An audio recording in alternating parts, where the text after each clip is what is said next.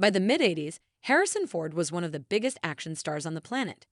He was a huge part of two of the most popular franchises of all time, in Star Wars and Indiana Jones, and it hadn't become a franchise yet. But he was also in Blade Runner, of course. In 1985, he took a big leap into more serious roles with Witness. I recently rewatched this Peter Weir-directed classic with my Paramount Plus subscription, and I have to say, it's surprising that more people don't mention it among his best movies these days. Ford showed real depth in Witness.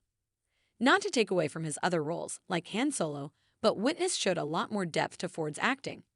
It was a love story wrapped in a fish-out-of-water story, wrapped in a thriller. His chemistry with co-star Kelly McGillis is great, as they struggle to figure out how the two of them, from such different backgrounds. He, a Philadelphia homicide detective, and she, an Amish widow from Lancaster, PA, could find love together. It makes sense that he was once named People's Sexiest Man Alive. Where he really shines, though, is in his interactions with the Amish community he is hiding within. He shows both the confidence a detective would have and the vulnerability of being way outside his element. He's never dismissive of their way of life, but he also struggles to understand it, and Ford plays that perfectly.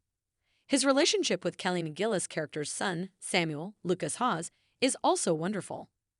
Ford's character is a bachelor with no children, but Ford plays their interactions with a softness that really hadn't been seen on the big screen before from the Raiders of the Lost Ark star. He was nominated for an Oscar. Maybe most incredibly, Witness is the only movie for which Harrison Ford has been nominated for an Academy Award. The movie was nominated for 8 Oscars in total, but only took home wins for Best Screenplay and Best Editing. Ford himself lost to the late William Hurt for Kiss of the Spider-Woman. Incidentally, the great Peter Weir was nominated for Best Director, but lost to Sidney Pollack for Out of Africa. Weir, like Ford, has also never won an Oscar, despite his own stellar career. It's one of the best performances of Ford's career, without question.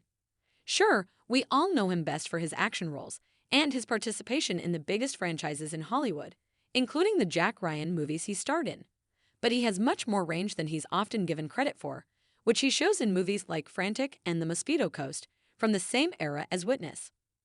It's an acting range that has only grown with time, right up until this year, with Season 3 of Shrinking on the way.